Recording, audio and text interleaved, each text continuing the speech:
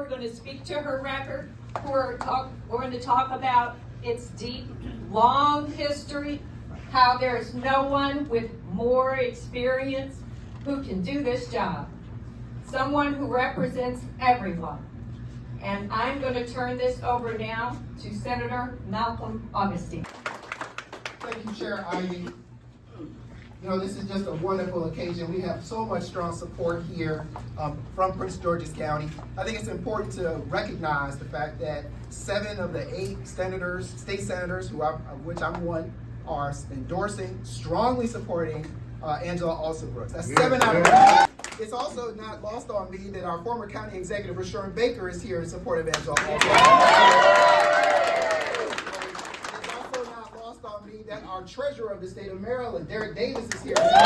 When we talk about people's record, I can sit here and testify that our county executive has a record that nobody wants to question and nobody wants to touch.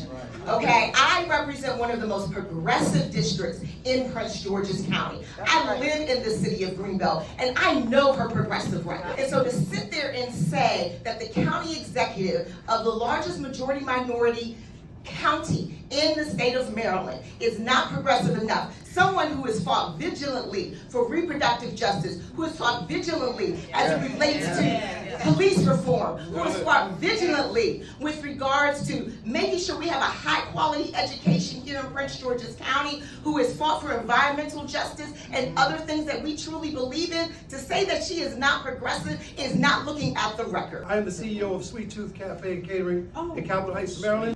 You talk about leadership and ideas. She implemented a program with the returning citizens, and I met so many of those young men at their graduation who were just in tears. They come home and to be able to accomplish obtaining an associate's degree, get back to work and help their communities and their family. The pandemic hit us. Everyone knows about COVID-19. We were struggling. It was traumatic to all of the food service people. Mandates came in for us to close down. It was really tough. It was scary. The creativeness for them to come up with, also Brooks and her team, to come up with this grab-and-go food for seniors serving underserved people in our community. My name is Jamil Alam Johnson, and I'm the president of the Prince George's County Muslim Council. I and PGCMC are endorsing Angela Alsobrooks for U.S. Senator. And we're doing this for very clear reasons. Angela Alsobrooks has shown a sense of inclusivity to the Muslim community. She's reached out and worked with us to support our business community. One example, as you just heard a moment ago. She's worked with us on our youth programs to provide internships to our young college students who are interested in public policy. She's included our students in her Youth Leadership Institute. And working with her administration, for the first time in Prince George's County, we're able to work with her and the Board of Education to get the schools closed on Eid al-Fitr to show that there should be equal opportunity. In the Prince George's County Department of Corrections, we have people who've accepted Islam but were having problems engaging in their faith, meeting their obligations as Muslims. She said immediately, when we met with her, let's make sure that the service for the Muslims start next week. And they've been going on ever since then. So when I have somebody who gives their word, when we ask them for something, they give their word and they keep their word, that's the person I want to support for U.S. Senate. I couldn't be prouder than to stand here today with my fellow Prince Georgians supporting the ultimate Prince Georgian, County Executive Angela Alsobrooks. You know, I have a unique experience. I was able to serve alongside County Executive when she was State's Attorney, and I was an Assistant State's Attorney. There's a reason why crime, violent crime during her term, went down by 50%.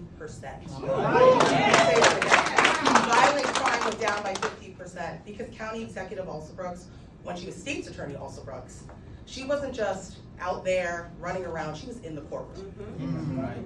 She was in the courtroom, she was checking dockets. Okay? She was making sure that evidence was real and our expert witnesses were ready to go. And that's how you bring down crime by 50%. And now as a council member, we've all moved on. I'm on the county council now, I get to serve with her as my county executive. Angela's still there protecting and serving lives.